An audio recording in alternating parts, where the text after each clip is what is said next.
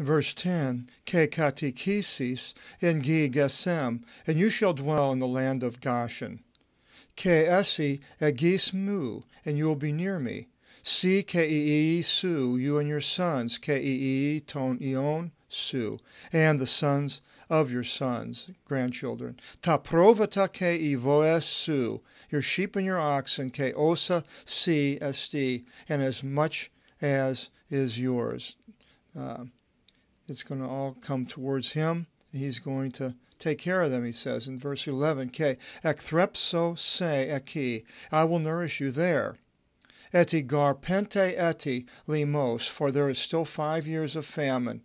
Ina mi ek trivis, si ke ii su, that you shall not be obliterated, you and your sons. Ke panta ta iparkonta su, and all your possessions. So he reminds them again that there's 5 more years of this terrible famine.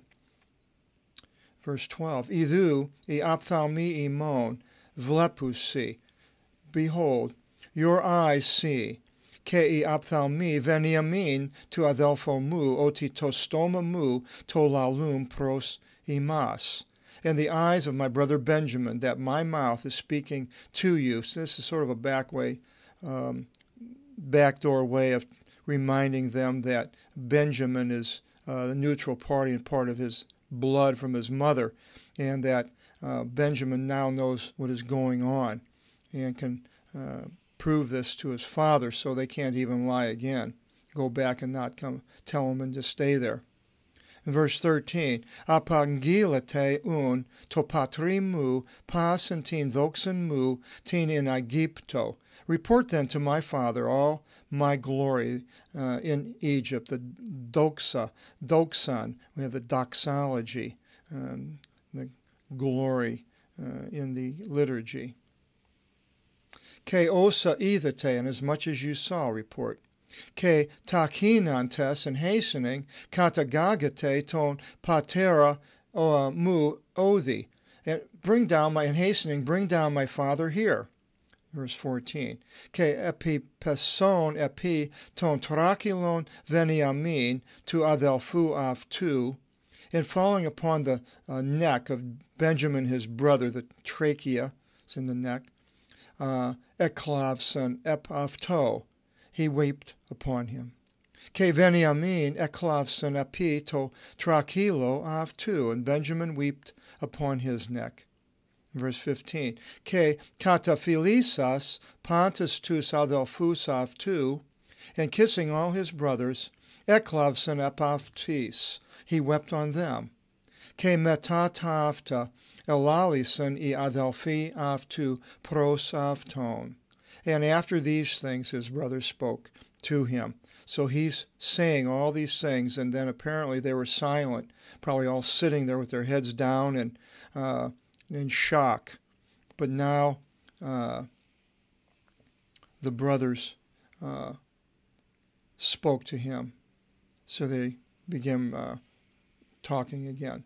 Verse 16, Ke the voithi I phoni iston ikon Pharaoh. And the report was proclaimed into the house of Pharaoh, a phone. Legonta, saying, Ikasin I adelphi Iosif. The brothers of Joseph have come. Echari they Pharaoh. And Pharaoh rejoiced. Ke itherap pia avtu. This Pharaoh was quite a leader, quite a Pharaoh, I believe, a king. He was very righteous, a very righteous man, that he seen all these things. And it mentions that I think God gave him this understanding, and God has given understanding to those that weren't of the, of course there was no real Jews yet in Judah, but Joseph was of Abraham, but he wasn't of Judah, and he was his own tribe. So this Pharaoh was a righteous Pharaoh. His therapia, we have therapy, an attendant. Therapy is a derivative. In verse 17, Ipe they Pharaoh to Iosif, and Pharaoh said to Joseph, Ipontis adelphis su, speak to your brothers. Tu to piisate, this you do. Gemisate to foria imon, ke apelthate is tin Canaan. Fill your carriages and go forth into the land of Canaan. In verse 18, Ke analavontes ton patera imon, and taking up your father, Ke ta iparkonta imon, and your possessions, Ikate pros me, come to me.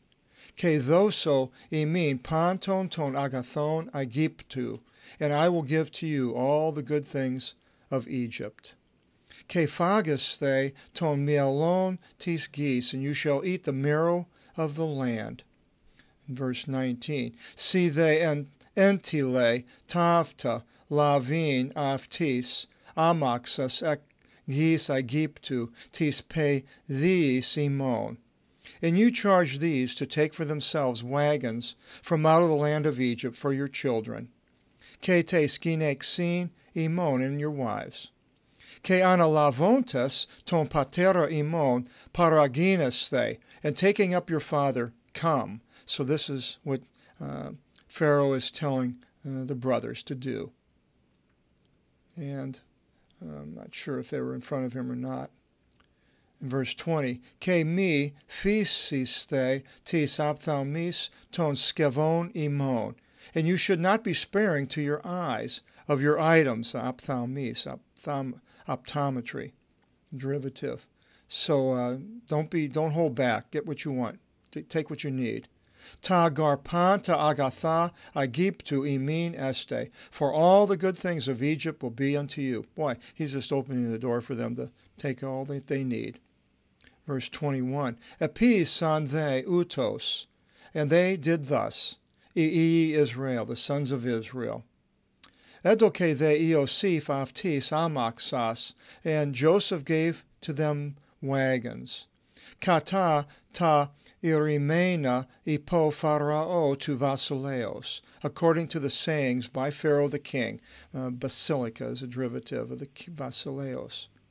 Ke edoken aftis episitis mon is tin odon, and he gave to them provisions for the journey. Odon, an odometer, is a derivative. Verse 22. Ke pasan edoke visas stolas, and to all he gave double robes, stoles. Tode veniamin edoke triakosius, hrisus, but to Benjamin he gave 300 pieces of gold, chrysus, a chrysanthemum, the golden flower, and this 300 pieces of gold today, I figure their weight a couple of ounces, would be worth over $1 million. Ke pente exalasusas stolas, and 5 changings of robes instead of 2. So he got this money and these robes. 23. Ke to patri aftu apestile kata ta'afta. And to his father he sent according to the same. Maybe it's talking about the robes and the gold. Ke theka onus arontas apopanton ton agathon Aegyptu. And 10 donkeys carrying of all the good things of Egypt. Theka, decayed. It's a derivative. So here's all these donkeys leaving, and they are all carrying all this wealth back to Canaan. Ke theka imionus arusas artus to patri aftu is tin odon, and 10 mules carrying bread loaves to his father for the journey back. So now there's 20 animals and probably camels and everything else. Quite a big caravan. And this word imionus, onus is a donkey. In emi we have the word hemi for half, hemispherical, a half of a sphere. So emi onus, half, and donkey is also an ass. So it means half, literally it means half ass, a mule.